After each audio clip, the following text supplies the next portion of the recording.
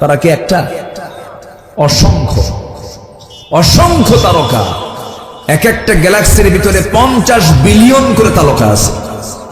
এক একটা Galaxy 50 billion, million না, 50 বিলিয়ন তারকা আছে এক একটা গ্যালাক্সির ভিতরে। আল্লাহু আকবার বলো। এই যে বেটেলজুইস, সুপারনোভা, আড্রা, প্রক্সিমা সেন্ট্রাই, এই যে তারকাগুলো মহাশূন্যে আল্লাহ রাব্বুল আলামিন ঝুলায় রেখেছেন, পরিভ্রমণ করাচ্ছেন। এক একটা তারকা কত বড়। মানুষ চাঁদের দেশে গেল, মানুষ চাঁদ দেখে আসছি, মঙ্গল গ্রহ দেখে আসছি, কিন্তু মানুষ তো ওই তারকার দেশ দেখতে পারে নাই। যদি কোনো মানুষ চিন্তা করে চাঁদ দেখলাম, মঙ্গল গ্রহ দেখলাম, তারকার দেশ দেখতে যাব, পৃথিবী থেকে সবচেয়ে নিকটবর্তী তারকার দেশ হলো প্রক্সিমা সেন্ট্রাই। এই প্রক্সিমা সেন্ট্রাই যদি কেউ যেতে চায়, এই দুনিয়ার কোন বিমান দিয়ে, কপ্টার দিয়ে, কোন যানবাহন দিয়ে হবে না। চেষ্টা করা যেতে পারে হয়তো নভোযান দিয়ে। অ্যাপোলো 11 নামে একটা নভোযান আছে। সে অ্যাপোলো 11টা তার গতি হলো ঘন্টায় 39,000 কিলোমিটার। 39,000 কিলোমিটারের বেগে যদি রওনা দিয়ে দেয়, সেই অ্যাপোলো 11 রওনা দিল দুনিয়া থেকে পৃথিবীর সবচেয়ে নিকটবর্তী তারকার দেশে যেতে তার সময় লেগে যাবে 1,15,000 বছর মাত্র। যাবেন কারা কারা? হাত তুলে। যাবেন? কোন দিন যাবেন? যাবেন তো, যেতে তো হবে আমাদের, যেতে হবে না? আল্লাহ তাআলা বলছেন, আমি তোর জন্য জান্নাতের দরজা খুলে দেব আকাশের দরজা খোলার পরে। যেরকম সুবহানাল্লাহ, লা তুফাত্তাহু লাহুম আবওয়াবুস সামা। কাফিরদের জন্য আকাশের দরজাই খোলা হবে না, আর ঈমানদারদের জন্য আকাশের দরজা খুলে আল্লাহর আরশ আজিমের পাশে জান্নাত দিয়ে দিবেন আল্লাহ তাআলা। কোন বিমানে চড়বেন? কার বিমান? বলেন কার বিমান? সেই বিমানের গতি হবে মনের গতি। কিসের গতি বলেন? মনের গতির চেয়ে বড় গতি কিছু আছে? মনের গতি। মনের গতিতে চলে যাবেন। আল্লাহু আকবার বলেন। তাহলে এখন বলেন তো, জায়গা আছে? আসতে তো জায়গা আছে কিনা বলেন? এতে এক দুনিয়া, এক মহাশূন্যের কথা বললাম। আকাশ কি একটা না 7টা? 7টা আকাশ, 7 সামাওয়াত, 7টা আকাশ। এক একটা আকাশ, এটাই সবচেয়ে ছোট, উপরে আরো বড়। আল্লাহ তাআলা আরশ আজিম হলো 7 আকাশের উপরে। সুবহানাল্লাহ বলবেন না? জোরে বলি সুবহানাল্লাহ। কিন্তু আল্লাহ বলেন কি জানেন? আল্লাহ বলেন, বান্দা তোর সবাই দূরে, আমি তোর কাছে। জোরে বলি সুবহানাল্লাহ। আমার সবচেয়ে কাছে কে? ওয়া নাহনু আকরাবু ইলাইহি মিন হাবলিল ওয়ারিদ। সবচেয়ে কাছে। কিন্তু আমার আল্লাহ তাআলা আরশ আজিমের সমাসীন আছেন, সর্ব জায়গায় বিরাজমান, ওয়াহদাতুল ওয়ুজুদ। আমি সমস্ত বিষয় নিয়ে তর্ক বিতর্কে যাই না কখনো। আমি মাসলা মাসাইল নিয়ে আমি কখনো এরকম আউটডোরে কোনো কথা বলে ট্রল হোক, গন্ডগোল লাগো, কালেম আলেম ক্যাসাল লাগো, এগুলো আমি চাই না। তবে ওয়াহদাতুল ওয়ুজুদ, আল্লাহ সব জায়গায় বিরাজমান, এই ব্যাপারে অধিকাংশ আলেম ওলামা একমত নন। কারণ আল্লাহ তাআলা স্পষ্ট জানিয়ে দিচ্ছেন, আমি আল্লাহ কোথায়? আর রহমানু আলাল আরশি ইস্তাওয়া। আমার আল্লাহ তাআলা আরশ আজিমের সমাসীন আছেন। জোরে কোন সুবহানাল্লাহ। টয়লেট নাই? টয়লেট? আল্লাহ টয়লেটে থাকে? আমার বন্ধুগণ, একটু কান লাগাবেন। আমি গভীরে যাব না, শুধু এতটুকু বলবো, আমার বন্ধুগণ, সে আল্লাহ তাআলা আরশ আজিমে আছেন। কিন্তু আমি কি করি, আপনি কি করেন? দিনের আলোতে, রাতের আধারে, কেউ না জানলেও আমার আল্লাহর ইলমটা জেনে যায়, সব তিনি বুঝে নেন। আমার বন্ধুগণ, আজকের এই প্রযুক্তির যুগে আরো সহজ হয়ে গেছে। আপনার মোবাইলে টাকার দরকার, আপনি একটা নক দিলেন, চাপ দিলেন, সব হিস্ট্রি আপনার মধ্যে চলে আসলো। আজকের এই প্রযুক্তির যুগে অনেক কিছুই সম্ভব। আমার আল্লাহর ফেরেশতা আছে না নাই? আসতে বলবেন না, আছে না নাই? সব তারা অটো রেকর্ড করছে। আগে হুজুররা ওয়াজ করতো, যখন যে আমল নামা ডান হাতে দেওয়া হবে, বাম হাতে দেওয়া হবে, নাস্তিকরা বলতো, হুজুররা কি কয়, এতগুলো খাতা নিয়ে চলবে কেমনে? এখন উত্তর দিবি না? এখন উত্তর দে। এখন তার আমল নামার তো আর খাতা লাগে না, এখন কি লাগে? সব মেমোরি। সব কি? মেমোরি। 50 কেন, 50টা ঘরের মধ্যে যে কাগজপাতি আছে, যে হিসাব আছে, একটা মেমোরির মধ্যে তার চেয়ে বেশি থেকে যায়। এখন তার কেউ প্রশ্ন করেন, আল্লাহ তাআলা ঝুলাইয়া দিবেন আমলনামা ঝুলাই দিবেন প্রত্যেক বান্দার কাঁধে, বুকে অথবা ডান হাতে বাম হাতে ঝুলাই দিয়ে বলবেন, ইকরা কিতাবাকা কাফা বিনাফসিকা আল-ইয়াওমা আলাইকা হাসিবা। পাঠ করো তোমার আমলনামা, ল্যাপটপ অন কর, তোর পার্সোনাল ল্যাপটপ অন কর, দেখ জন্ম থেকে মৃত্যু পর্যন্ত তুই কোন অকাম কুকাম গুলো করছিস, দেখ সম্ভব কিনা, জনজনে আল্লাহ তাআলা দিতে পারবেন কিনা। মানুষের সামান্য ব্রেন দিয়ে যদি করা যায়, আল্লাহ কি করতে পারেন না? ইউরোপ আমেরিকার দিকে যান, ইউরোপ আমেরিকায় ক্রাইম নাই কেন? ওরা কি মানুষ ভালো ভাবতে চায় না? যে আমেরিকা ইরাকের 7.5 লক্ষ মানুষকে মেরে শেষ করে দিল, দ্বিতীয় বিশ্বযুদ্ধ কারা ঘটাইছে, প্রথম বিশ্বযুদ্ধ কারা ঘটাইছে, আজকে রাশিয়া ইউক্রেন যুদ্ধ লাগাচ্ছে কারা? এই সমস্ত সন্ত্রাসী কর্মকাণ্ডের সাথে মুসলমানদের কোনো সম্পর্ক নাই। তারা কি ভালো? কে বলছে ভালো? কে বলেছে ভালো?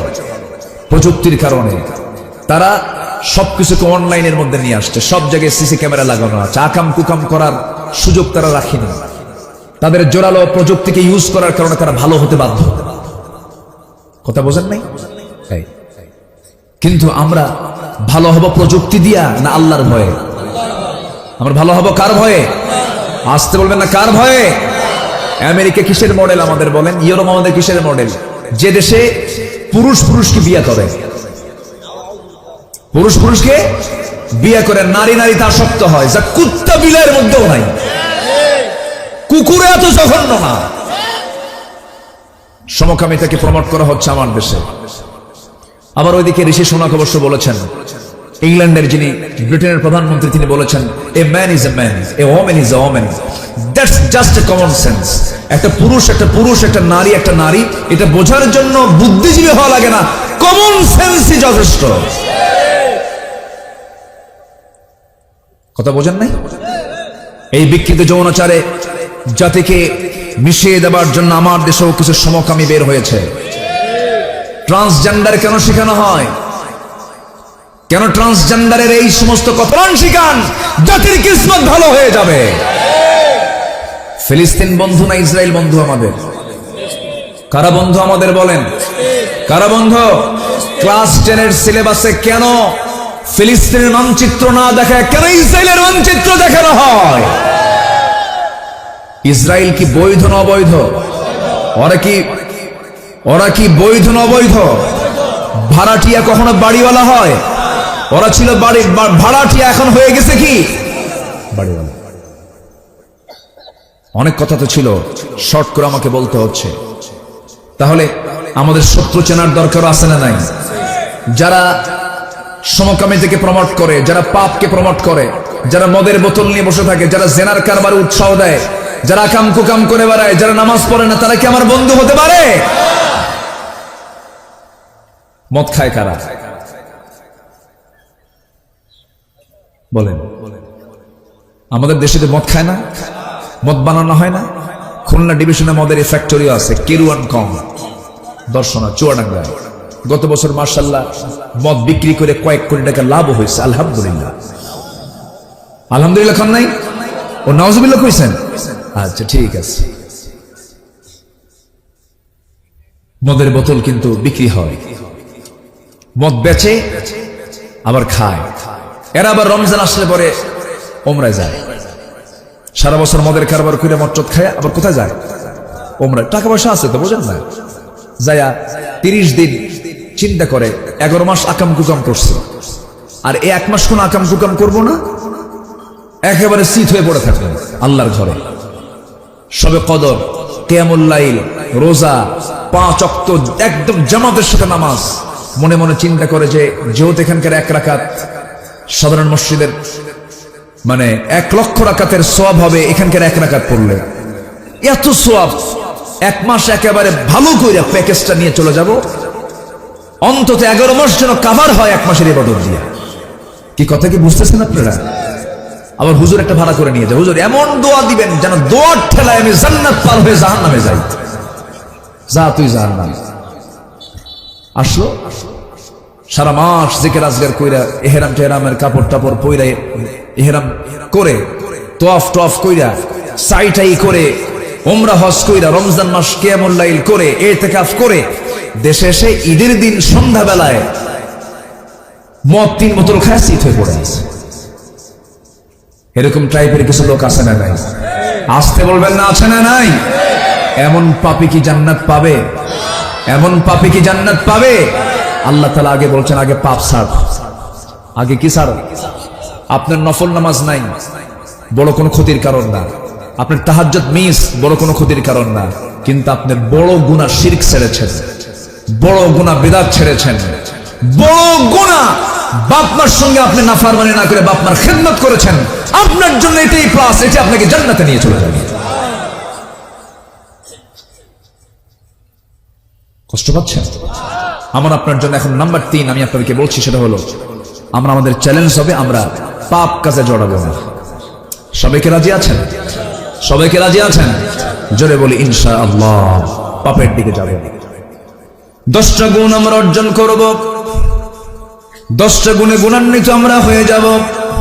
নাম্বার 1 হলো ইন্নাল মুসলিমিনা ওয়াল মুসলিমাতি ওয়াল মুমিনিনা ওয়াল মুমিনাত ওয়াল কানিতিনা ওয়াল কানিতাত والصادقين والصادقات والصابرين والصابرات والخاشعين والخاشعات والمتصدقين والمتصدقات والصائمين والصائمات والحافظين فروجهم والحافظات والذاكرين الله كثيرا والذاكرات أحد الله لهم مغفرة وأجرا عظيما جربنا الله أكبر বাড়ি থেকে মিলাই নেবেন। আল্লাহ রাব্বুল আলামিন বলছেন, তোমরা মুসলমান পুরুষ এবং মুসলমান নারী, মুমিন পুরুষ মুমিনা নারী, অনুগত পুরুষ অনুগত নারী, দানবীর দানশীল পুরুষ দানশীল না দানশীলা নারী, ধৈর্যশীল পুরুষ ধৈর্যশীলা নারী। এরপর আল খাশিঈন ওয়াল খাশিআত, আবার বলছেন বিনয়ী পুরুষ বিনয়ী নারী, ওয়াল মুতাসাদ্দিকিন ওয়াল মুতাসাদ্দিকাত, দানশীল পুরুষ দানশীলা নারী, ওয়াস-সাইমিন ওয়াস-সাইমাত, রোজা রাখা পুরুষ রোজা রাখা নারী, ওয়াল হাফিযিনা ফুরুজাহুম, লজ্জাস্থানের হেফাজতকারী পুরুষ এবং লজ্জাস্থানের হেফাজতকারিণী নারী, ওয়ায-যাকিরিনা আল্লাহ কাসীরা, আল্লাহ জিকির করনেওয়ালা পুরুষ এবং জিকির করনেওয়ালা নারী। এই 10টা গুণে গুণান্বিত যে বান্দা হবে, আল্লাহ বলছেন তাদের জন্য আমি আল্লাহ সাধারণ ক্ষমা ঘোষণা করে দিলাম এবং তাদের জন্য আমি আল্লাহ জান্নাত রেডি রেখে দিয়েছি। জোরে বলি সুবহানাল্লাহ। এখন প্রশ্ন হলো, হুজুর যতগুলো বলেন সব তো আমাদের মধ্যে আছে। আমরা তো মুসলমান, আমরা তো ইমানদার, আমরা তো অনুগত, আমরা তো সেজদা দেই, আমরা তো রুকু করি, আমরা তো দান করি, আমরা তো রোজাও রাখি, আমরা তো জিকিরও করি, আমরা তো লজ্জাস্থান হেফাজত করি। সব বললাম, সব ঠিক আছে, কিন্তু আমার বন্ধুগণ আসলে কি আমরা ঠিক আছি নাকি? আমরা কি ঠিক আছি? ঠিক না। ঈমান কারা এনেছেন দেখেন। একজন সাহাবী ঈমান আনলেন, ফলাফল কি হলো? যিনি ঈমান এনেছেন তার বাপ মারা গেছে আগে, এতিম, চাচার কাছে মানুষ হয়েছে। চাচার কানে সংবাদ গেছে ভাতিজা ইসলাম কবুল করছে, দিন মেনে নিয়েছে, মুসলমান হয়েছে, ঈমান এনেছে। বলা হলো, ভাতিজা শুনলাম তুমি নাকি ইসলাম কবুল করেছো, তোমার আব্বা কত আগে মারা গেল, আমি তোমাকে নিজে লালন পালন করলাম, নিজের সম্পত্তি দিলাম, তুমি এত বড় অপরাধ করে ফেললে। ভাতিজা বলতেছে, চাচা আপনার দৃষ্টিতে এটা অপরাধ হতে পারে, কিন্তু আমি জান্নাতের রাস্তা খুঁজে পেয়েছি। জোরে বলে সুবহানাল্লাহ। সবচাইতে ওই পথিকটা বড় বিপদের পথিক, ওই পথিকটা সবচেয়ে বড় বিপদের পথিক, যে জান্নাতের রাস্তা হারায়া ফেলবে। কিসের রাস্তা হারায়া ফেলবে? তাহলে আমাদের সবার আগে সব রাস্তা হেরে যাই আমরা, কিন্তু ভোলা যাবে না কিসের রাস্তা? জান্নাতের রাস্তা। সে বড় বড় কপাল যে জান্নাতের রাস্তাটা হারায়া ফেলেছে। এই সাহাবী করলেন কি? চ্যালেঞ্জের সম্মুখীন হয়ে গেলেন। বলা হলো, তুই ইসলাম ছেড়ে দিবি, নচেত এই বাড়ি ছাড়বি। সঙ্গে সঙ্গে তিনি বললেন, বাড়ি ছেড়ে দেবো, ইসলাম ছাড়বো না। চাচা প্রচন্ড ক্ষেপে গিয়ে থাপ্পড় মেরে জমিনে ফেলে দিয়েছে। সঙ্গে সঙ্গে বলল, তোর থেকে আমি জোর করে সম্পত্তি সব নিয়ে নেব। জবাবে এই ভাতিজা ইমানদার সাহাবী বলে ফেলতেছেন, চাচা জোর করবেন কেন? জোর করার দরকার নাই। আপনি যে আমাকে সম্পত্তির লোভ দেখাচ্ছেন, এগুলো আমার নেওয়ার প্রয়োজন নাই। আমি আপনাকে বিনা শর্তে সবকিছু আপনাকে আমি দিয়ে দিলাম, আপনি নিয়ে নেন, আমি ঈমান ছাড়তে পারবো না। চাচা খেপে গিয়ে রেগে গিয়ে জামার কলারটা টান মেরে ধরে ছিঁড়ে ফেলেছে জামা। এবার বলতেছে, তোর পায়জামাটাও খুলে ফেল, লুঙ্গিটাও খুলে ফেলেছে, উলঙ্গ করে ঘর থেকে বের করে দিয়েছে। আমার বন্ধুগণ, এই সাহাবী মার দরজার সামনে গিয়ে বলে, মা দরজা খুলে আমার দিকে তাকাবা না, আমি উলঙ্গ। আমার চাচা আমার শরীর থেকে লুঙ্গি পর্যন্ত খুলে নিয়েছে, আমাকে কোনো মতো সতর ঢাকার জন্য একটা চাদর দিয়ে দাও মা। একটা চাদর দিয়ে দেওয়া হলো। সেই চাদরটা পরেই মাকে লক্ষ্য করে বলছে, মা আমি চললাম নবীর দরবারে, এই দুনিয়ার কোন দরবার আমার পছন্দ নয়, ঈমান এনেছি, ঈমানের উপর আমি টিকে থাকতে চাই মা, আমি চললাম মদিনার পানে। ওই সাহাবীর বাড়ি ছিল মক্কা এবং মদিনার ঠিক মাঝখান বরাবর। ওই সাহাবী শীতের রাতে রওনা দিয়েছেন, প্রচন্ড শীতকাল। আরবের দেশগুলোতে বছরে 2 মাস 1.5 মাস শীত থাকে, প্রচন্ড শীত থাকে। ঠান্ডার ভিতরে কোন মতো সতরের কাপড়টা পেয়ে রওনা দিয়েছেন। নবীর বাড়ির কাছে গিয়ে পৌঁছেছেন, দরজার কাছে গিয়ে পৌঁছেছেন। দরজায় কড়া নাড়লেন, নবীজি দরজা খুললেন। খুলেই দেখেন সুন্দর যুবক একটা, কিন্তু গায়ে কোনো কাপড় চোপড় নেই, কোনো মতো সতর ঢাকানো। নবীজি কোনো কিছুই জিজ্ঞাসা করলেন না, ভিতরে চলে গেলেন। সুন্দর 2টা জুব্বা, আমার নবীজির ব্যবহৃত 2টা জুব্বা হাতে করে নিয়ে এসে বলছেন, ও বস্ত্রহীন যুবক, এই যে আমার জুব্বা দিলাম, জুব্বাটা তুমি গায়ে লাগাও। এরপরে রাসূল বললেন, ও যুবক আমি তোমাকে চিনি নাই, তুমি কে? আমি আব্দুল উজ্জা। কেন আব্দুল উজ্জা? কোনোদিন হতে পারে না, তুমি হলে আব্দুল্লাহ। হুজুর আমি ইসলাম কবুল করে নিয়েছি। হুজুর ইসলাম কবুল করার কারণে আমার বাড়ি থেকে আমার চাচারা সমস্ত সম্পত্তিগুলো সিজ করে আমাকে বাড়ি থেকে বের করে দিয়েছে। আমি বাড়ি থেকে বের হয়ে চলে এসেছি চিরতরে, সমস্ত সম্পত্তি দিয়ে এসেছি, কিন্তু আমি আমার ঈমানের দৌলত আমি হাতে সংরক্ষণ রেখেছি। নবীজি বুকের সঙ্গে জড়াইয়া ধরলেন, জড়িয়ে ধরে বলছেন, ও আমার প্রিয় সাহাবী আব্দুল্লাহ, তোর চাওয়া কি বল? এবার রাসূল বলছেন, তোমার কি চাওয়া বলো? সাহাবী বলছেন, হুজুর আপনি আমার জন্য দোয়া করুন, আপনার মন যা চায় আপনি বলেন। আমার নবীজি আকাশের দিকে তাকায় বলছেন, আরশের মালিক, আমার এই প্রিয় সাহাবী আব্দুল্লাহর জান মাল তুমি কাফের বেঈমানদের জন্য হারাম করে দাও। এই কথা বলার সঙ্গে সঙ্গে সাহাবী হাওমাও করে কেঁদে কেঁদে বলে, হুজুর আমার গোটা জীবনের সাধনা হল আমি শহীদি মওত, আমি কামনা করি আমি শহীদ হয়ে আল্লাহর জান্নাতে চলে যাব, কিন্তু আপনি আমার জন্য এমন দোয়াটা করলেন কেন? এমন দোয়া তো আমি আশা করি নাই, প্রত্যাশা করি নাই। রাসূল বলছেন, ওয়াইম্মা তাআলা ফিরাশিহি, ও আমার সাহাবী তোর মরণ যদি বিছানাও যদি হয়ে থাকে, সাহাবী চিন্তা করিস না, আল্লাহ তোকে জান্নাত দিয়ে দেবে, আল্লাহ তোকে শহীদের দরজা দিয়ে দেবে। সঙ্গে সঙ্গে সঙ্গে সঙ্গে সাহাবী আমার নবীজিকে জড়িয়ে ধরলেন, বললেন, ও সাহাবী আব্দুল্লাহ যাও, কোরআন তেলাওয়াত করো, আহলে সুফার সদস্যদের ভিতরে চলে যাও। আহলে সুফার সদস্যদের মধ্যে চলে গেলেন। সব সাহাবী তারা তেলাওয়াতে বিরক্ত হয়ে নবীর কাছে রিপোর্ট করেন, হুজুর নতুন একজন ব্যক্তি এসেছে, সাহাবী এসেছে, এত জোরে চিৎকার করে করে কোরআন তেলাওয়াত করে আমাদের ডিস্টার্ব হয়। রাসূল বলছেন, ও সাহাবীরা আমার আব্দুল্লাহর তেলাওয়াত করতে তোমরা বাধা দিও না, কারণ আব্দুল্লাহ চিৎকার মেরে এই জন্যই কোরআন তেলাওয়াত করে, কারণ আব্দুল্লাহর দিন গ্রহণ করতে গিয়া দুনিয়াটা তার ছাড়তে হয়েছে। আমার আব্দুল্লাহর তেলাওয়াতে বাধা দিও না। আমার নবীজি সাহাবীকে খুব ভালোবাসতেন। একদিন আমার নবীজি সাহাবে কেরামকে নিয়ে যুদ্ধের ময়দানে চলে গেলেন। আব্দুল্লাহ যুদ্ধে অংশগ্রহণ করেছেন। যুদ্ধ শেষ হওয়ার পরে নবীজি মদিনার দিকে ফিরে আসতেছেন। ফিরে আসার মাঝে এমন সময় আমার নবীর কেন সংবাদ গেল, হুজুর আপনার ওই প্রিয় সাহাবী আব্দুল্লাহ শাহাদাত বরণ, ওই আব্দুল্লাহ দুনিয়া থেকে বিদায় হয় না, প্রচন্ড অসুস্থ। আমার নবীজি বলছেন, ভালো করে তার সেবা করো, ভালো করে তার শুশ্রূষা করো। 3 দিন পরে নবীর কাছে সংবাদ যাওয়া হলো, হুজুর আব্দুল্লাহ যুদ্ধে অংশগ্রহণ করেছে কিন্তু শাহাদাত বরণ করে নাই, রক্তপাত হয় নাই, কিন্তু বাঁচাতে পারলাম না। আব্দুল্লাহ কিন্তু আজকে সকালবেলা দুনিয়া থেকে বিদায় নিয়েছেন। নবীজির চোখে অশ্রু পূর্ণ হয়ে গেল। নবীজি কাঁদতে কাঁদতে বলছেন, সাহাবীরা রে, আমার এমন প্রিয় সাহাবীর মৃত্যুর কথা তোমরা আমাকে জানালে, ওই সাহাবীর জানাজার দায়িত্ব আমি কাউকে দেব না, আমি রাসূল নিজেই তার জানাজার দায়িত্ব গ্রহণ করে নিলাম। জোরে বলি সুবহানাল্লাহ, আরো জোরে বলি সুবহানাল্লাহ।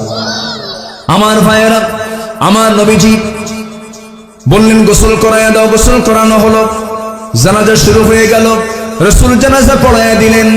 জানাজা শেষ করার পরে বলতেন, সাহাবীরা, আমার প্রিয় সাহাবী, আমার কলিজার টুকরা সাহাবী আব্দুল্লাহ, কবরটা তোমরা কোথায় খনন করেছো? কই জায়গায়?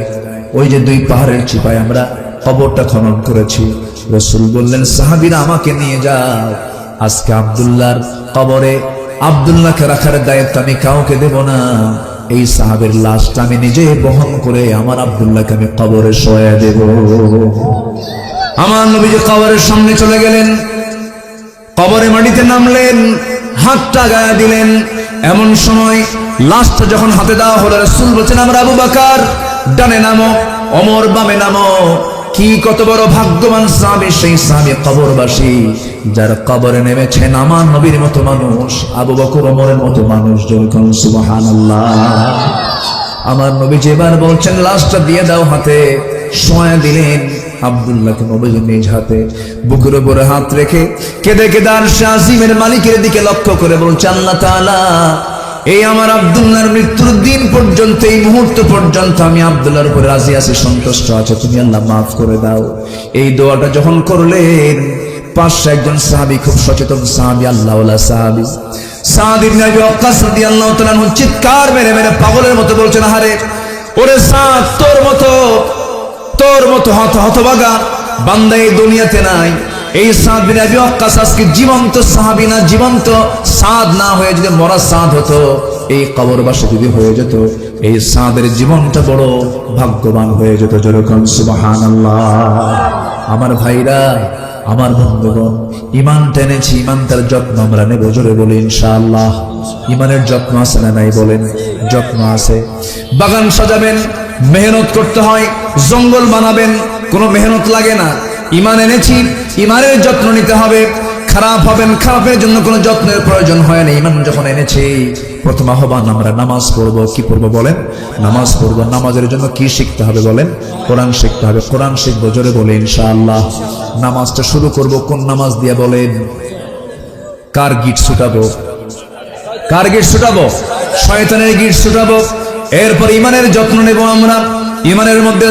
ইমানের মধ্যে শিরিক ঢুকাবো না, ইমানের মধ্যে বেদাত ঢুকাবো না, ইমানের মধ্যে সুদ ঢুকাবো না, ইমানের মধ্যে মদ ঢুকাবো না, ইমানের মধ্যে বেনামাজি লোককে ঢুকাবো না, ইমানের মধ্যে আমার সেই নেতাকে ঢুকাবো না যে নেতা নামাজ পড়ে না। ঠিক কিনা? যুবকরা বিশেষ করে, তোমাকে যারা মদের বোতল তুলে দেবে, অস্ত্র হাতে তুলে দেবে, তোমাকে সেনা করার জন্য উৎসাহ দেবে, যুবক তোমার চরিত্র নষ্ট করার জন্য তোমার হাতে ইয়াবা দেবে, ট্যাবলেট দেবে, ওই সমস্ত নেতৃত্বের মুখে তোমার জুতা মারতে হবে। যুবকরা রাজি আছো? কারা কারা হাত উঁচু করে দেখাও।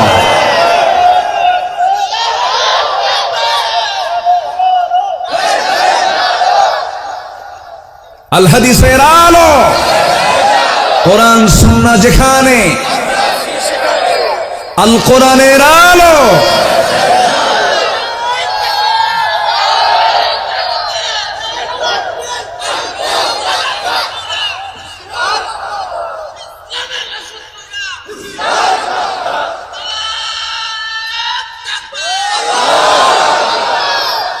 আল্লাহ কবুল করুন। জোরে বলে আমিন। আজান তো বহু আগে হয়ে গেছে। জাহান্নামের গর্তটা এত ভয়ঙ্কর, এত ভয়ঙ্কর জাহান্নামের গর্ত। তাফসীরে এসেছে জাহান্নামের গর্তগুলোকে জাহান্নাম পর্যন্ত ভয় পায়, এত ভয়ঙ্কর সেই জাহান্নামের গর্তগুলো। জাহান্নামটার এরিয়া কেমন বড় হবে, জাহান্নামটা কত বড় হবে। এই যে আমরা দিনের বেলা সূর্য দেখতে পাই আকাশের উপরে, আমাদের মাথার উপরে আমরা দেখতে পাই সূর্যটা। সূর্য যদিও দেখতে আমাদের চোখে প্লেটের মতো মনে হয়, কিন্তু ছোট্ট এই পৃথিবীকে আলোকিত করার জন্য 13 লক্ষ পৃথিবীর সমান আল্লাহ তাআলা একটা সূর্য বানাইছেন। যেরকম সুবহানাল্লাহ। কয় লক্ষ পৃথিবীর সমান? 13 লক্ষ পৃথিবীর সমান একটা সূর্য বানায়া এত ছোট একটা পৃথিবীকে তিনি আলোকিত করছেন। ওই বিশাল সূর্য যদি সমুদ্রের মুখে যদি ছেড়ে দেওয়া হয়, বাচ্চার মুখে চকলেট দিলে পরে যেমন 3-4 মিনিট পরে চকলেটটা মুখের ভিতরে নিঃশেষ হয়ে যায়, জাহান্নামের মধ্যে যদি এই বিশাল সূর্যকে ঢুকায় দেওয়া হয়, নিমিষেই সেই সূর্যটা জাহান্নামের মধ্যে হেরে যাবে। এত ভয়ঙ্কর জাহান্নাম। সেই জাহান্নামের মধ্যে আবার গর্ত আছে, সেই গর্তটা এত ভয়ঙ্কর।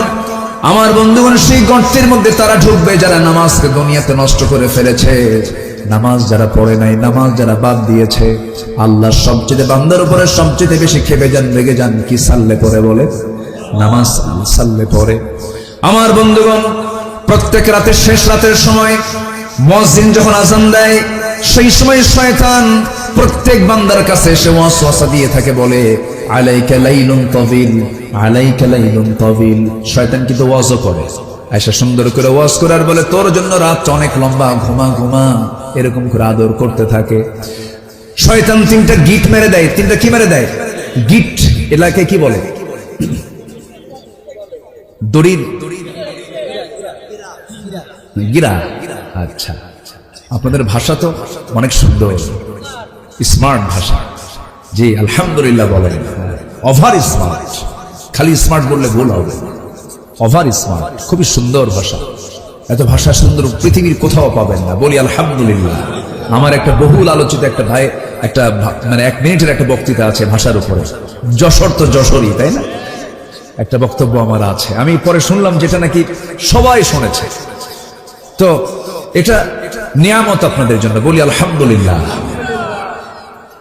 আপনার জন্ম যদি নোয়াখালী হইতো তাহলে কি হতো বলেন? আল্লাহ পাক বলতে পারেন, আল্লাহ আল্লাহ ফাক হয় না। পানির হানি কয়, পানির কি কয়? হানি কয়। ছেলেকে বাপ বলতেছে, শোয়ার সময় হয়ে গেছে, ঘুমানোর সময় হয়ে গেছে, ছেলে ঘুমাচ্ছে না, বাপ রেগে উঠে বলতেছে, মুতিয়াই ভুতিজা। কথা বোঝেন নাই? মুতিয়াই ভুতিজা মানে পেশাব করে তাড়াতাড়ি শুয়ে পড়, মুতিয়াই ভুতিজা। চিন্তা করেন ভাষার কি মানে কাফন দাফন হয়ে গেছে, একদম ভাষা শেষ। কিন্তু আপনাদের ভাষাটা অনেক সুন্দর ভাষা, বলি আলহামদুলিল্লাহ। তবে মায়ের ভাষা তো সব ভাষাই সুন্দর, সব ভাষাই। ওটাও একটা ভাষা, কিন্তু ভাষার রূপটা চেঞ্জ হয়ে গেছে। এই মজাও লাগে, মজা লাগে না? মজাও লাগে। সম্মানিত ভাইয়েরা, তাহলে আমরা নামাজকে ছেড়ে দেব? শয়তান গিট মারে কয়টা? 3টা। শয়তান 3টা গিট মারে। এর মধ্যে একটা গিট হলো বান্দাকে নামাজ থেকে দূরে রাখার জন্য 3টা গিট মেরে রেখে দেয়। 1 নাম্বার গিট, যদি কোনো বান্দা ছুটাতে চায় শয়তানের, সঙ্গে সঙ্গে বান্দা যদি আলাইকা লাইলুন তাবিল, আলাইকা লাইলুন তাবিল এটাকে না মাথায় নিয়ে যদি সে গা ঝাড়া দিয়ে ওঠে, গা ঝাড়া দিয়ে ওঠার সঙ্গে সঙ্গে শয়তানের একটা গিট খুলে যায়। বান্দা যখন ওযু বানায় আরেকটা গিট ছুটে যায়। আবার যখন বান্দা ওযু বানায় যখন নামাজে দাঁড়ায় গেল, সঙ্গে সঙ্গে 3টা গিট ছুটে গেল। সারাদিন পর্যন্ত ওই শয়তান আর ওই বান্দার কাছে সহজ আরাম পায় না। জোরে বলে সুবহানাল্লাহ। তাহলে শয়তান তাড়ানোর মূল সময় কখন বলেন? বলেন কোন সময়? এই জাতি সবচেয়ে ঘুম পারে কোন সময় বেশি? বুরিকা লি উম্মতি ফি বুকুরিহা। আমার রাসূল বলেছেন, আমার উম্মতের বরকতময় সময় হলো ফজর। বরকতময় সময় কি? আর এই জাতি ঘুমায় কোন সময় বেশি? ফজর। সারা রাত কি করে? আল্লাহ কি রাতকে দিয়েছেন কাজের জন্য না ঘুমানোর জন্য? সারা রাত এখন কি করে জানেন? সবচেয়ে বড় খুব পরিশ্রম করে এটা নিয়ে। এটার কাজ খুব বেশি, এত মেহনত। বউ চলে গেল আপত্তি নেই। অনেকদিন আগে একটা ছেলে মোবাইল হারায় ফেলেছে, আমারে বলে, হুজুর মোবাইল হারায় তুমি বিধবা হয়ে গেল। বুঝেন নাই? মানে এত আসক্তি, কত যে সময় নষ্ট হয় এই প্রযুক্তির পিছনে, কত সময় নষ্ট হয়, কত জিকির করা যেত, কত কাজ করা যেত, কোনো কাজ নাই, বেহুদা সময়টা নষ্ট হয়ে যায়। এই পৃথিবীতে আল্লাহ তাআলা সবচেয়ে দামি জিনিস দিয়েছেন, একটা সূরা নাজিল করেছেন, সেই সূরার নাম হলো সূরাতুল আসর, সময়ের সূরা। কিসের সূরা বলেন? সময়, দ্য টাইম। সময়কে আমরা দাম দেব। তাহলে আমাদের শয়তানকে নিজের শরীর থেকে আগে তাড়ানোর জন্য প্রথম উদ্যোগ নিতে হবে কোন সময়? বলেন কোন সময়? আজকে কি ফজর হবে সবার? আমি কিন্তু সাইজ করতেছি ধীরে ধীরে, রাগ করা যাবে না ভাই। রাগ করতেছেন আপনারা? আমার ওয়াজের ধরনটা একটু ভিন্ন। মানে কিছু ওয়াজ আছে এমন কান্দায়, বক্তা নিজেও কান্দে, শ্রোতাও কান্দে, কান্দে কুন্দে সারে যা।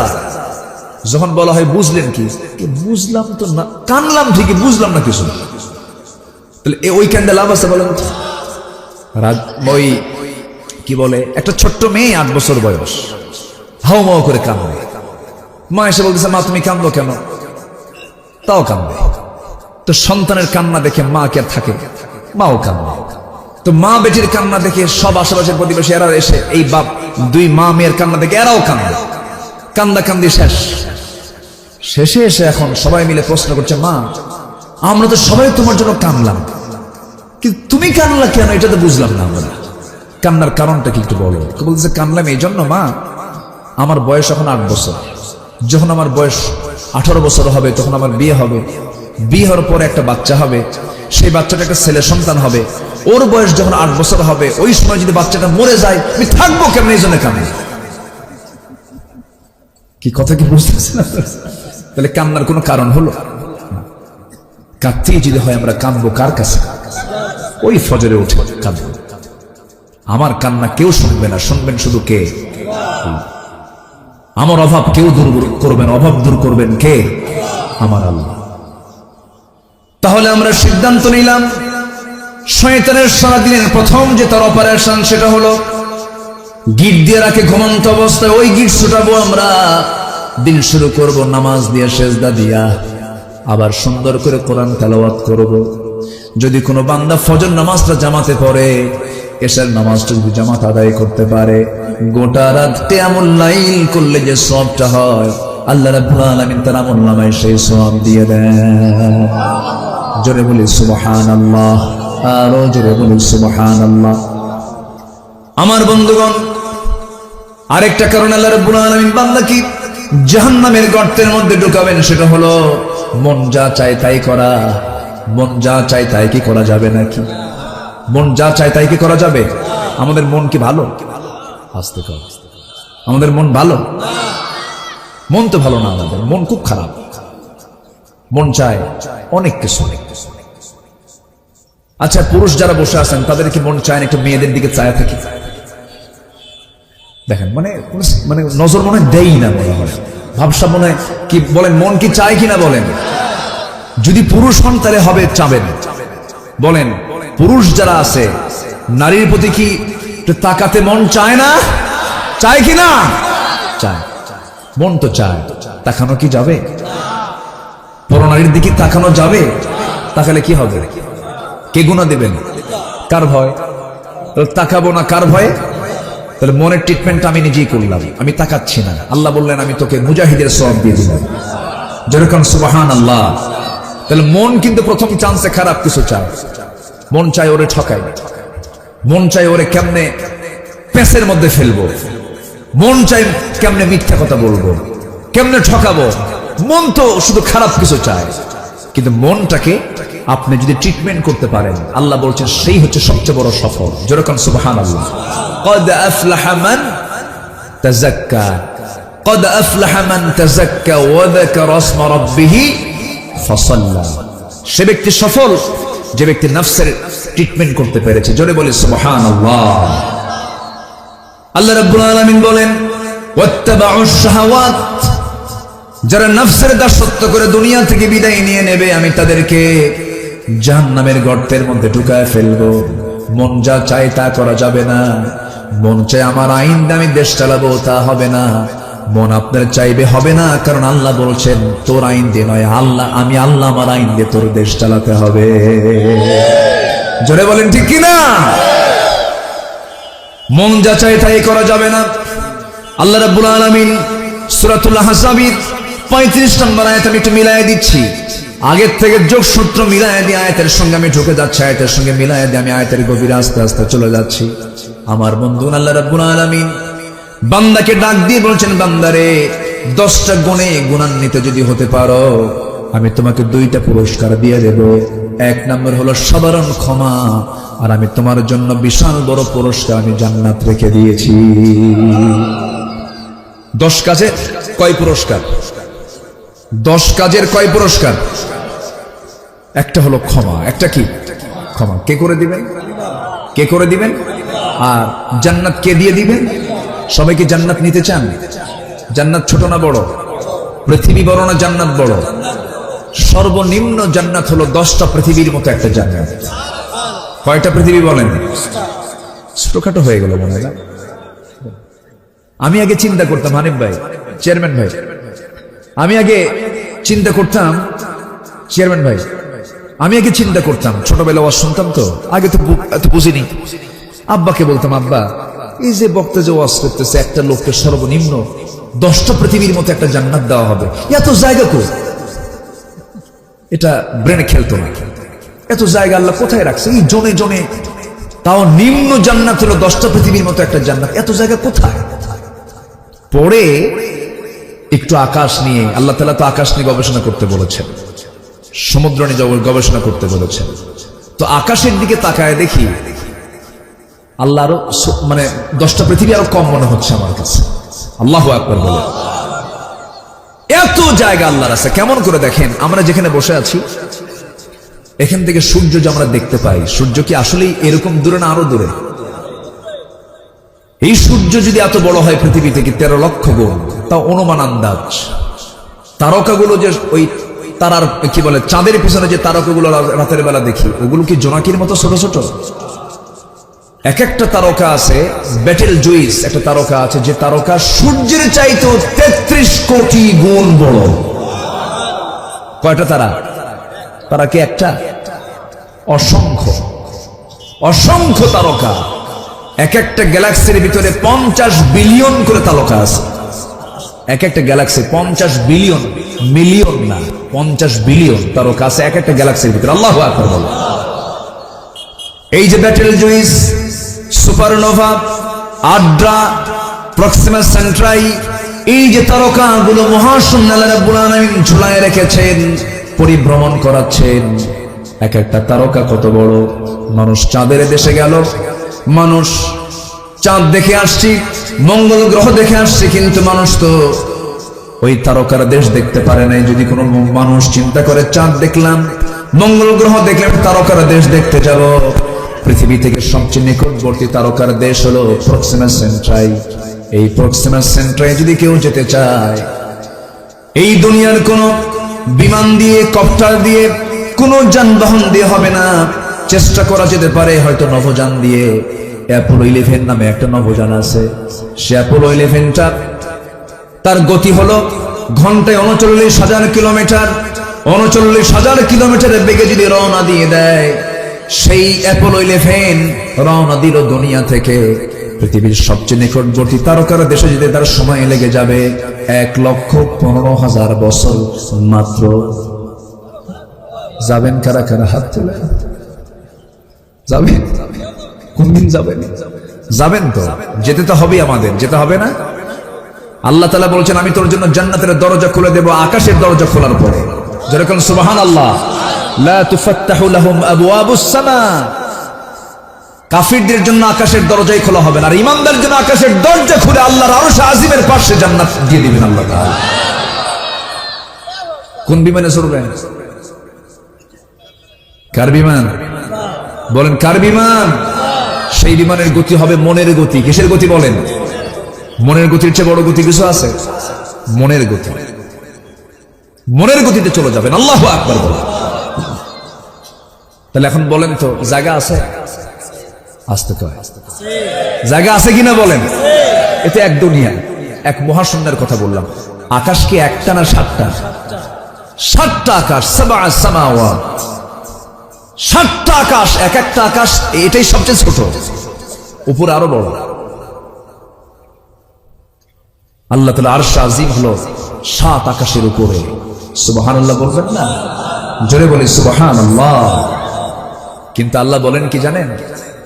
আল্লাহ বলেন, বান্দা তোর সবাই দূরে, আমি তোর কাছে। জোরে বলি সুবহানাল্লাহ। আমার সবচেয়ে কাছে কে? ওয়া নাহনু আকরাবু ইলাইহি মিন হাবলিল ওয়ারিদ, সবচেয়ে কাছে। কিন্তু আমার আল্লাহ তাআলা আরশ আজিমের সমাসীন আছেন, সর্ব জায়গায় বিরাজমান, ওয়াহদাতুল ওয়ুজুদ। আমি এই সমস্ত বিষয় নিয়ে তর্ক বিতর্কে যাই না কখনো। আমি মাসলা মাসাইল নিয়ে আমি কখনো এরকম আউটডোরে কোনো কথা বলে ট্রল হোক, গন্ডগোল লাগো, কালেম আলেম ক্যাসাল লাগো, এগুলো আমি চাই না। তবে ওয়াহদাতুল ওয়ুজুদ, আল্লাহ সব জায়গায় বিরাজমান, এই ব্যাপারে অধিকাংশ আলেম ওলামা একমত নন। কারণ আল্লাহ তাআলা স্পষ্ট জানিয়ে দিচ্ছেন আমি আল্লাহ কোথায়। আর রহমানু আলাল আরশি ইস্তাওয়া, আমার আল্লাহ তাআলা আরশ আজিমের সমাসীন আছেন। জোরে কোন সুবহানাল্লাহ। টয়লেট নেই, টয়লেট, আল্লাহ টয়লেটে থাকে? আমার বন্ধুগণ একটু কান লাগাবেন, আমি গভীরে যাব না, শুধু এতটুকু বলবো, আমার বন্ধুগণ সে আল্লাহ তাআলা আরশ আজিমে আছেন, কিন্তু আমি কি করি, আপনি কি করেন? দিনের আলোতে, রাতের আধারে কেউ না জানলেও আমার আল্লাহর ইলমটা জেনে যায়, সব তিনি বুঝে নেন। আমার বন্ধুগণ আজকের এই প্রযুক্তির যুগে আরো সহজ হয়ে গেছে। আপনার মোবাইলে টাকার দরকার, আপনি একটা নক দিলেন, চাপ দিলেন, সব হিস্ট্রি আপনার মধ্যে চলে আসলো। আজকের এই প্রযুক্তির যুগে অনেক কিছুই সম্ভব। আমার আল্লাহর ফেরেশতা আছে না নাই? আসতে বলবেন না, আছে না নাই? সব তারা অটো রেকর্ড করছে। আগে হুজুররা ওয়াজ করতো, যখন যে আমল নামা ডান হাতে দেওয়া হবে, বাম হাতে দেওয়া হবে, নাস্তিকরা বলতো হুজুররা কি কয়, এতগুলো খাতা নিয়ে চলবে কেমনে? এখন উত্তর দিবি না? এখন উত্তর দে। এখন তার আমল নামার তো আর খাতা লাগে না, এখন কি লাগে? সব মেমোরি। সব কি মেমোরি? 50 কেন, 50টা ঘরের মধ্যে যে কাগজপাতি আছে, যে হিসাব আছে, একটা মেমোরির মধ্যে তার চেয়ে বেশি থেকে যায়। এখন তার কেউ প্রশ্ন করেন, আল্লাহ তাআলা ঝুলায় দিবেন, আমল নামা ঝুলায় দিবেন প্রত্যেক বান্দার কাঁধে, বুকে, অথবা ডান হাতে বাম হাতে ঝুলায় দিয়ে বলবেন ইকরা কিতাবাকা কাফা বিনাফসিকাল ইয়াওমা আলাইকা হাসিবা। পাঠ করো তোমার আমল নামা, ল্যাপটপ অন কর, তোর পার্সোনাল ল্যাপটপ অন কর, দেখ জন্ম থেকে মৃত্যু পর্যন্ত তুই কোন ওয়াকাম কুকাম গুলো করছিস, দেখ সম্ভব কিনা, জনজনে আল্লাহ তাআলা দিতে পারবেন কিনা। মানুষের সামান্য ব্রেন দিয়ে যদি করা যায়, আল্লাহ কি করতে পারেন না? ইউরোপ আমেরিকার দিকে যান, ইউরোপ আমেরিকায় ক্রাইম নাই কেন? ওরা কি মানুষ ভালো ভাবতে চায় না? যে আমেরিকা ইরাকের 7.5 লক্ষ মানুষকে মেরে শেষ করে দিল, দ্বিতীয় বিশ্বযুদ্ধ কারা ঘটাইছে, প্রথম বিশ্বযুদ্ধ কারা ঘটাইছে, আজকে রাশিয়া ইউক্রেন যুদ্ধ লাগাচ্ছে কারা? এই সমস্ত সন্ত্রাসী কর্মকাণ্ডের সাথে মুসলমানদের কোনো সম্পর্ক নাই। তারা কি ভালো? কে বলছে ভালো? কে বলেছে ভালো? প্রযুক্তির কারণে তারা সবকিছুকে অনলাইনের মধ্যে নিয়ে আসছে, সব জায়গায় সিসি ক্যামেরা লাগানো আছে, আকাম কুকাম করার সুযোগ তারা রাখেনি। তাদের জোরালো প্রযুক্তিকে ইউজ করার কারণে তারা ভালো হতে বাধ্য। কথা বোঝেন নাই? কিন্তু আমরা ভালো হব প্রযুক্তি দিয়া না আল্লাহর ভয়ে? আমরা ভালো হব কার ভয়ে? আসতে বলবেন না, কার ভয়ে? আমেরিকা কিসের মডেল আমাদের বলেন? ইউরোপ আমাদের কিসের মডেল? যে দেশে পুরুষ পুরুষকে বিয়ে করে, পুরুষ পুরুষকে বিয়ে করে, নারী নারীতে আসক্ত হয়, যা কুত্তা বিলাইয়ের মধ্যেও নাই। কুকুরে এত জঘন্য না। সমকামিতাকে প্রমোট করা হচ্ছে আমার দেশে। আবার ওইদিকে ঋষি সোনাক অবশ্য বলেছেন, ইংল্যান্ডের যিনি ব্রিটেনের প্রধানমন্ত্রী, তিনি বলেছেন a man is a man, a woman is a woman, that's just a common sense. একটা পুরুষ একটা পুরুষ, একটা নারী একটা নারী, এটা বোঝার জন্য বুদ্ধিজীবী হওয়া লাগে না, কমন সেন্সই যথেষ্ট। কথা বোঝেন নাই? এই বিকৃত যৌনাচারে জাতিকে মিশিয়ে দেবার জন্য আমার দেশেও কিছু সমকামী বের হয়েছে। ট্রান্সজেন্ডার কেন শেখানো হয়? কেন ট্রান্সজেন্ডারের এই সমস্ত কথা শিখান? জাতির কিসমত ভালো হয়ে যাবে। ফিলিস্তিন বন্ধু না ইসরায়েল বন্ধু আমাদের? কারা বন্ধু আমাদের বলেন? কারা বন্ধু? ক্লাস 10 সিলেবাসে কেন ফিলিস্তিনের মানচিত্র না দেখায়, কেন ইসরায়েলের মানচিত্র দেখানো হয়? ইসরায়েল কি বৈধ না অবৈধ? ওরা কি বৈধ না অবৈধ? ভাড়াটিয়া কখনো বাড়িওয়ালা হয়? ওরা ছিল ভাড়াটিয়া, এখন হয়ে গেছে কি বাড়িওয়ালা। অনেক কথা তো ছিল, শর্ট করে আমাকে বলতে হচ্ছে। তাহলে আমাদের শত্রু চেনার দরকার আছে না নাই? যারা সমকামিতাকে প্রমোট করে, যারা পাপকে প্রমোট করে, যারা মদের বোতল নিয়ে বসে থাকে, যারা জেনার কারবারে উৎসাহ দেয়, যারা আকাম কুকাম করে বেড়ায়, যারা নামাজ পড়ে না, তারা কি আমার বন্ধু হতে পারে? মদ খায় কারা বলেন? আমাদের দেশে তো মদ খায় না, মদ বানানো হয় না। খুলনা ডিভিশনে মদের ফ্যাক্টরিও আছে, কেরুয়ান কম দর্শনা চুয়াডাঙ্গা। গত বছর মাশাআল্লাহ মদ বিক্রি করে কয়েক কোটি টাকা লাভ হয়েছে। আলহামদুলিল্লাহ, আলহামদুলিল্লাহ। খান নাই ও নাউজুবিল্লাহ কইছেন? আচ্ছা ঠিক আছে।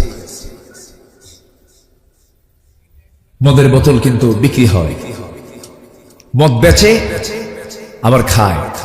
এরা আবার রমজান আসলে পরে ওমরায় যায়, সারা বছর মদের কারবার করে মদ খায়, আবার কোথায় যায়? ওমরায়। টাকা পয়সা আছে তো, বোঝেন না? যায়া 30 দিন চিন্তা করে 11 মাস আকাম কুকাম করছে, আর এই 1 মাস কোন আকাম কুকাম করবো না, একেবারে শীত হয়ে পড়ে থাকলেন আল্লাহর ঘরে।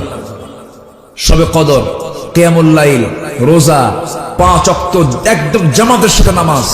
মনে মনে চিন্তা করে যে যেহেতু এখানকার 1 রাকাত সাধারণ মসজিদের মানে 1 লক্ষ রাকাতের সওয়াব হবে এখানকার 1 রাকাত পড়লে, এত সওয়াব। 1 মাস একেবারে ভালো করে প্যাকেজটা নিয়ে চলে যাব, অন্তত 11 মাস যেন কাভার হয় 1 মাসের ইবাদত দিয়ে। কি কথা কি বুঝতেছেন আপনারা? আবার হুজুর একটা ভাড়া করে নিয়ে যায়, হুজুর এমন দোয়া দিবেন যেন দোয়ার ঠেলায় আমি জান্নাত পার হয়ে জাহান্নামে যাই। যা তুই জাহান্নামে। আসলো সারা মাস জিকির আজগার কইরা, ইহরাম টেহরামের কাপড় টাপড় পইরা, ইহরাম করে তোয়াফ টোয়াফ কইরা, সাইটাই করে, উমরা হজ কইরা, রমজান মাস কিয়ামুল লাইল করে, ইতিকাফ করে, দেশে এসে ঈদের দিন সন্ধ্যাবেলায় মদ 3 বোতল খায় শীত হয়ে পড়ে আছে। এরকম টাইপের কিছু লোক আছে না নাই? আসতে বলবেন না, আছে না নাই? এমন পাপী কি জান্নাত পাবে? এমন পাপী কি জান্নাত পাবে?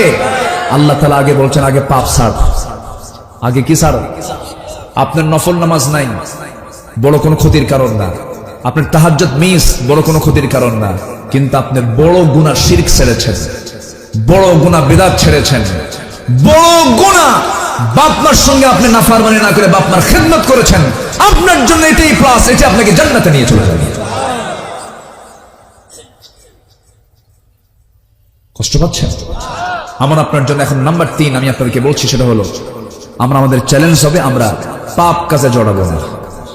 সবাইকে রাজি আছেন? সবাইকে রাজি আছেন? জোরে বলি ইনশাআল্লাহ পাপের দিকে যাব। 10টা গুণ আমরা অর্জন করব, 10টা গুণে গুণান্বিত আমরা হয়ে যাব। নাম্বার 1 হলো ইন্নাল মুসলিমিনা ওয়াল মুসলিমাতি ওয়াল মুমিনিনা ওয়াল মুমিনাত ওয়াল কানিতিনা ওয়াল কানিতাত ওয়াস সাদিকিনা ওয়াস সাদিকাত والصابرين والصابرات والخاشعين والخاشعات والمتصدقين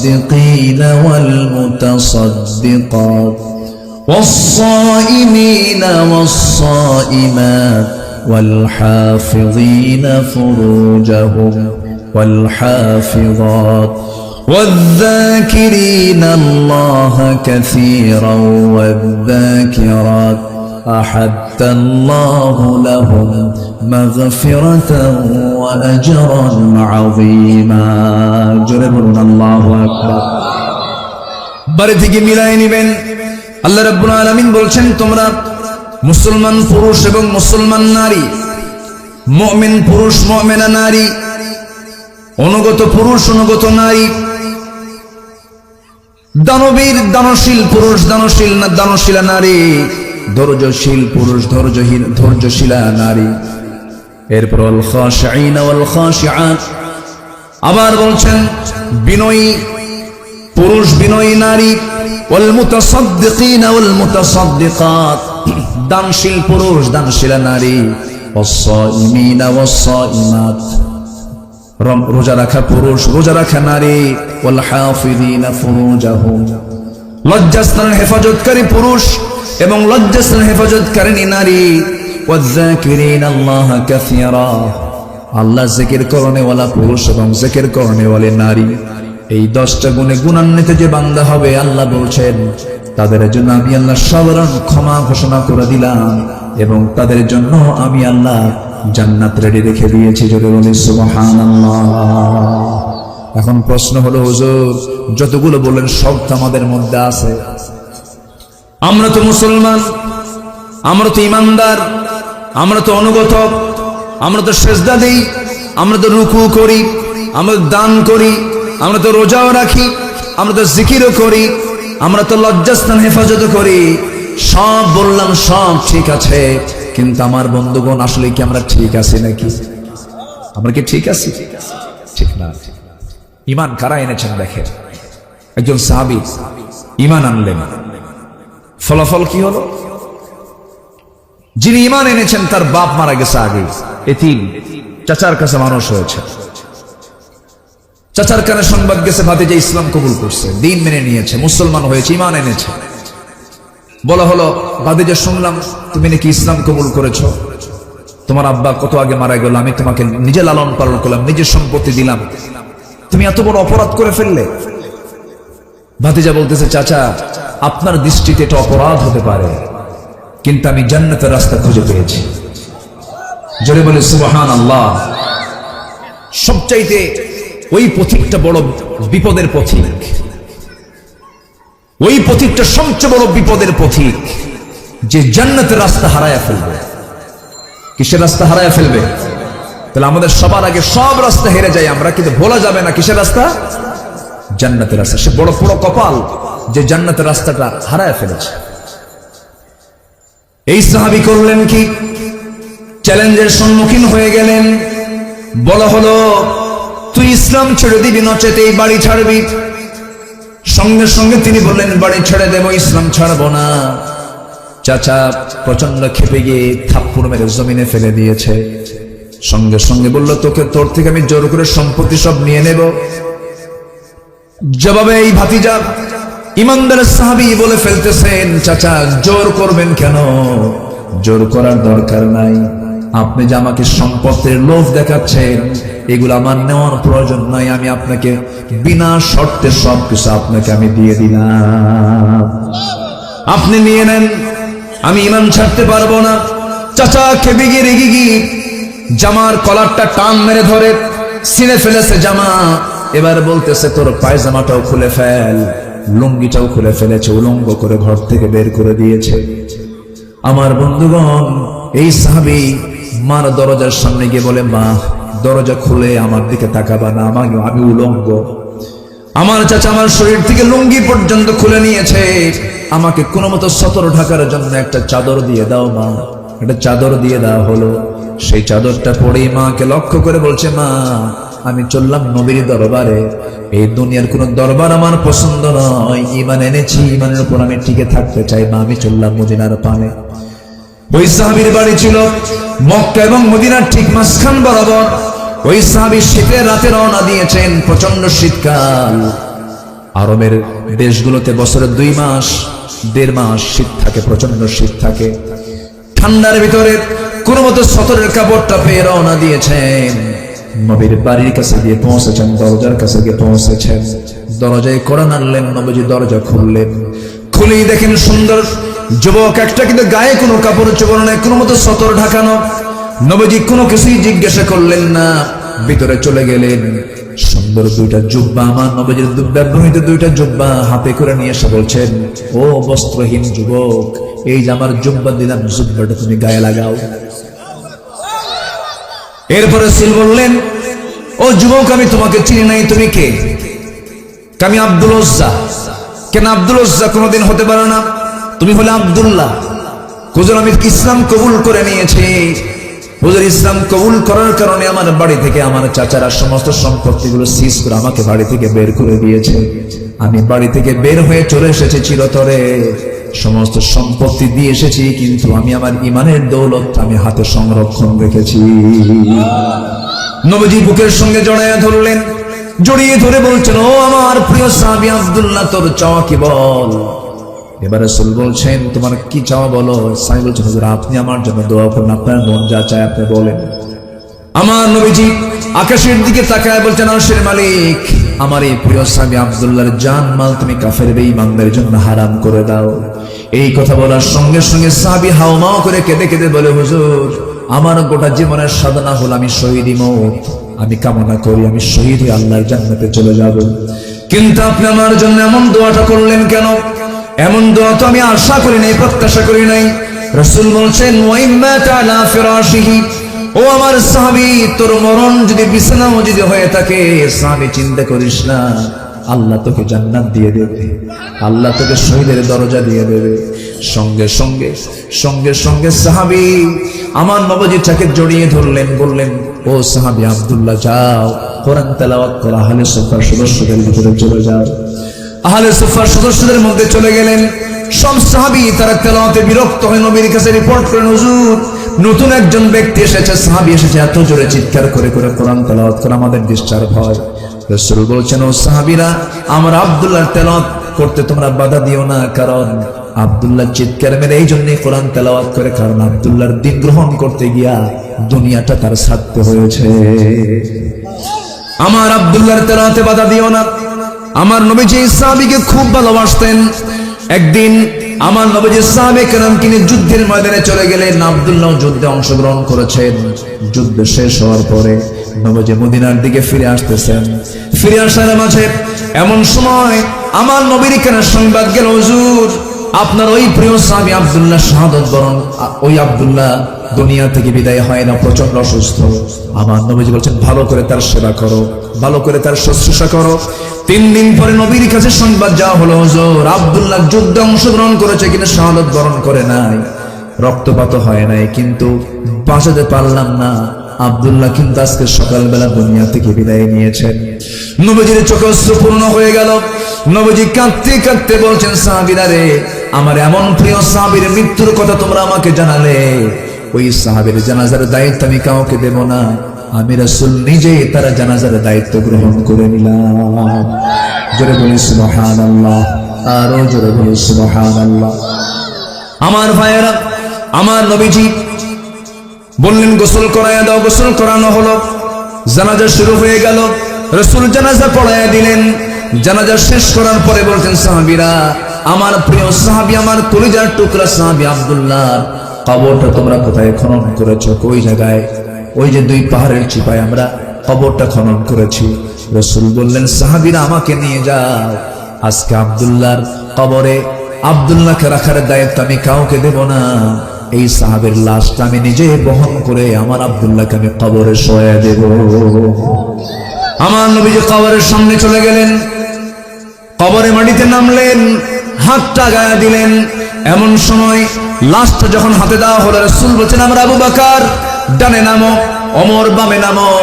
কি কত বড় ভাগ্যবান সাহাবী সেই সাহাবী কবরবাসী, যার কবরে নেমেছেন আমার নবীর মতো মানুষ, আবু বকর ওমরের মতো মানুষ। যখন সুবহানাল্লাহ, আমার নবীজি এবার বলছেন, লাশটা দিয়ে দাও হাতে। শোয়া দিলেন আব্দুল্লাহকে নবীজি নিজ হাতে, বুকের উপরে হাত রেখে কেঁদে কেঁদে আরশে আজিমের মালিকের দিকে লক্ষ্য করে বলছে, আল্লাহ তাআলা, এই আমার আব্দুল্লাহর মৃত্যুর দিন পর্যন্ত, এই মুহূর্ত পর্যন্ত আমি আব্দুল্লাহর উপরে রাজি আছি, সন্তুষ্ট আছে, তুমি আল্লাহ মাফ করে দাও। এই দোয়াটা যখন করলেন, পাশে একজন সাহাবী, খুব সচেতন সাহাবী, আল্লাহওয়ালা সাহাবী, সাদ ইবনে আবি ওয়াক্কাস রাদিয়াল্লাহু তাআলা আনহু চিৎকার মেরে মেরে পাগলের মতো বলছেন, আরে ওরে সাদ, তোর মতো হতভাগা বান্দা এই দুনিয়াতে নাই।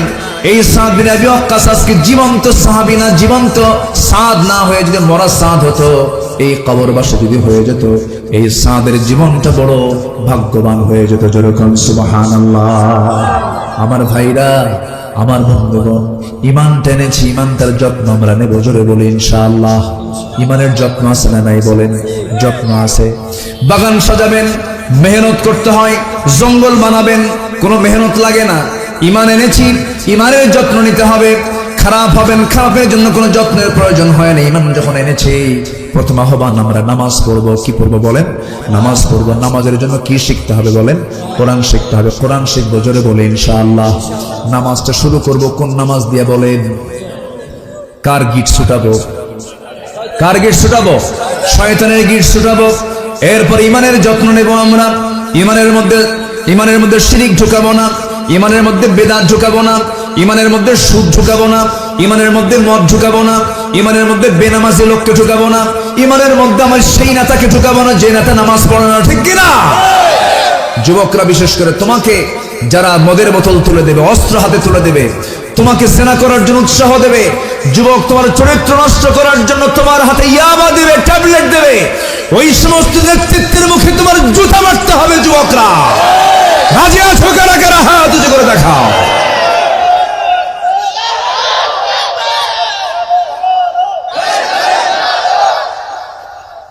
আল হাদিসের আলো, কোরআন সুন্নাহ যেখানে, আল কোরআনের আলো।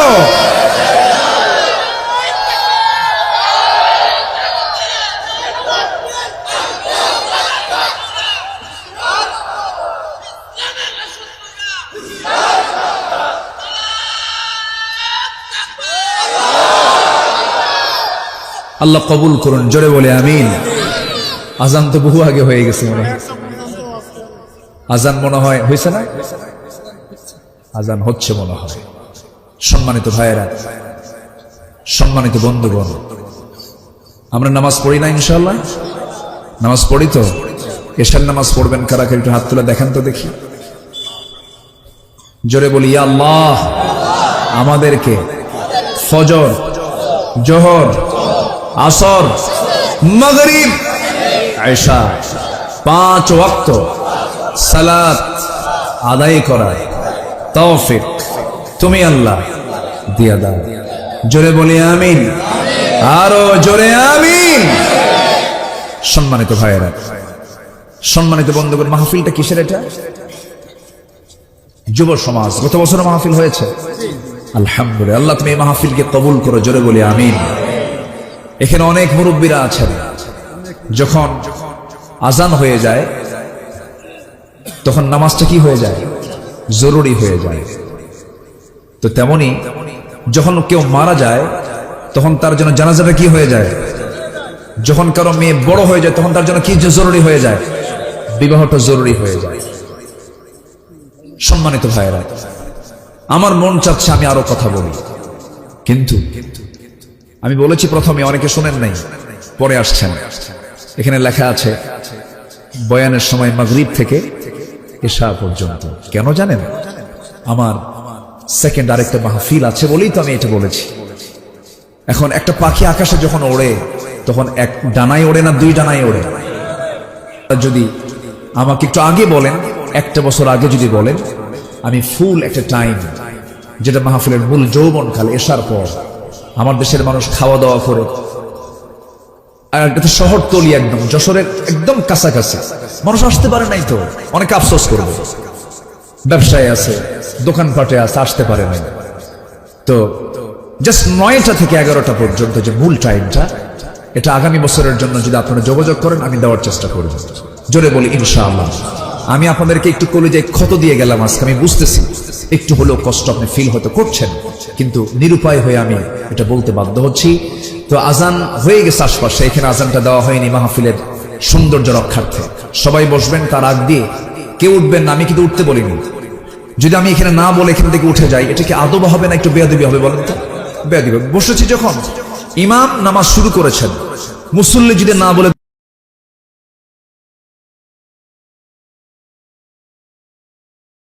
তার কি নাম? দোয়া দিয়ে। তো দোয়ার আগে যদি চলে যান তাহলে একটা মাহফিলের ফিনিশিং হলো না। সবাই বসেন, দোয়া করে আমরা যাব।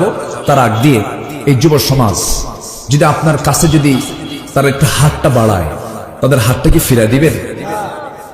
বলেন, হাতটা কি ফিরাই দিবেন? তারা একটু হাতটা নিয়ে যাবে আপনার কাছে, আল্লাহর জন্য, কোরআনের জন্য। আমার মা বোন যারা আসছেন তাদেরকেও আমি অনুরোধ করব, একটু যাচ্ছে যে যা পারি আমরা দিল থেকে দেওয়ার চেষ্টা করব। জোরে বলি ইনশাআল্লাহ। একটা লোক যাবেন না, সবাই দোয়া করে আমরা এখান থেকে বিদায় নেব। চাদর যাচ্ছে, ব্যাগ যাচ্ছে, জিকির করে সুবহানাল্লাহ আলহামদুলিল্লাহ লা ইলাহা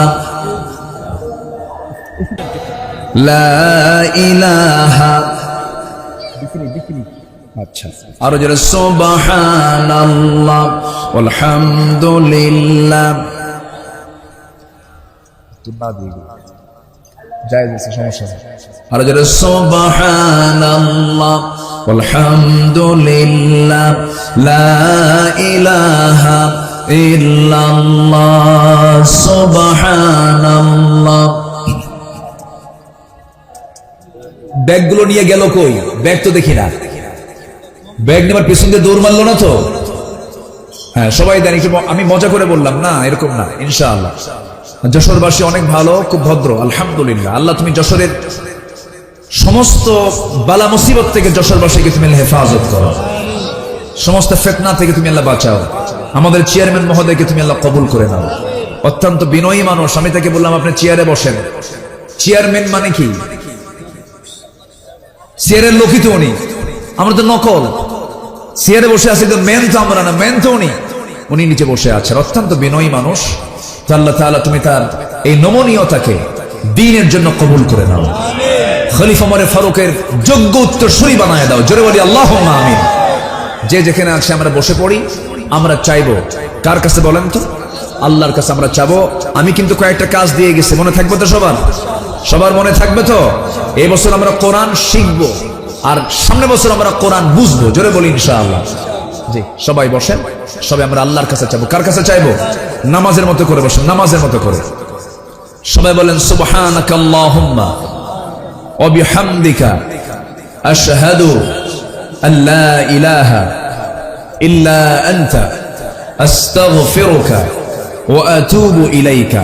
চিৎকার মেরে বলি ইয়া আল্লাহ, আমার জীবনের সগীরা কবিরা, ছোট বড় সব গুনাহ তুমি আল্লাহ মাফ করে দাও, মাফ করে দাও। জোরে বলুন ইয়া রাব্বাল আলামিন, ইয়া রাব্বাল আলামিন, ইয়া রাব্বাল আলামিন। আপনি দোয়া করে দেন, আমি করব? মুরব্বি আপনি করেন? আচ্ছা আপনি করেন। আল্লাহুম্মা আমিন।